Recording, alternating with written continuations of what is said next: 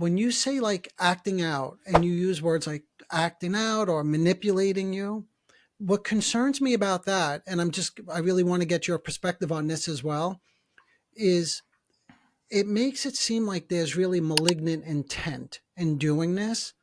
And you could say, well, there is, like, look what they're doing. But the concern that I have is when the parent then believes that there's malignant intent, there's this like, oh, well, they are now victimizing me. Look what they're doing to me, right? They're acting out. I find it more helpful when the parent, instead of saying, oh, this is manipulative, if they could say, this, now my son or daughter is trying to communicate something to me, and they don't have the words for it. And how can I help them? And I'm not sure if you do that kind of work, but I always want to try to see if I can help the parent, help the child begin, because what you're describing is like someone who's in a very dysregulated state. And the question then becomes, what do you do when someone is so dysregulated? And you have options, right? And I'm sure you probably go over these with the parents, right? And one of them is, you could counterattack, right? You could withdraw, you could create a boundary, or you could try to help them get into a more regulated state of mind. And that's really what I do anyway with patients when they come in and they're dysregulated. The first order of business is always to help them get more regulated so that we could talk about things. So a lot of my work with these parents is, if they can, if they're interested, first of all, and if they themselves have the capacity to even imagine that they can help their child get into a more regulated state of mind. Because in the behavior, it's not just manipulative, which it is. I understand what you're saying, but they're trying to communicate something, but they don't have the words for it, and they need a little bit of help. So I was wondering if you had any thoughts or an opinion on that one.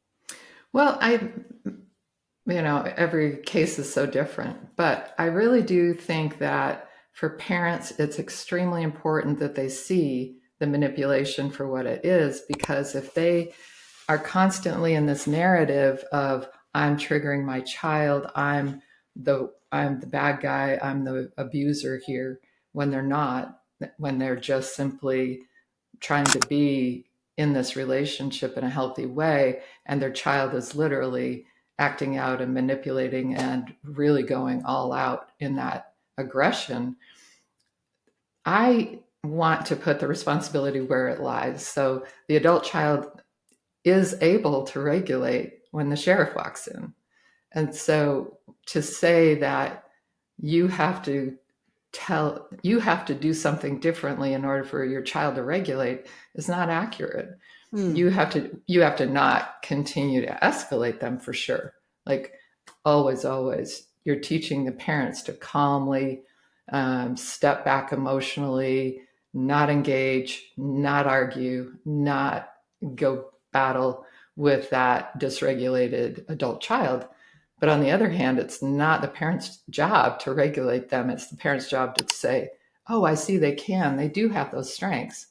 They don't blow up at work. They don't blow up at their friends. They don't do this behavior to other people. They do it to us because we allow it, we enable it, we give her more money, or we give him more attention, or we whatever. So it's really important that they realize that their adult child has more skills and strengths than they are allowing to flourish because of their enabling behavior. Does that make sense? Yeah, it's a very different approach than I take, but I understand what you're saying. It's almost like the onus falls more on the child in that moment, and rather than, to go back to the beginning of our conversation where we were saying there's an interpersonal dynamic that gets played out in very subtle ways. So the difference is, I guess my focus is more on what's going on interpersonally and how can we repair that. Whereas I think what you're saying is, no, that's not necessarily true. And maybe sometimes it's true. Let's not be so like extreme, right? Maybe sometimes it's true. But in this example that you're giving with the sheriff arriving, in this case, it's not true. So therefore, let's put the responsibility where it belongs, right? And this is on the child's behavior. If I understood it correctly.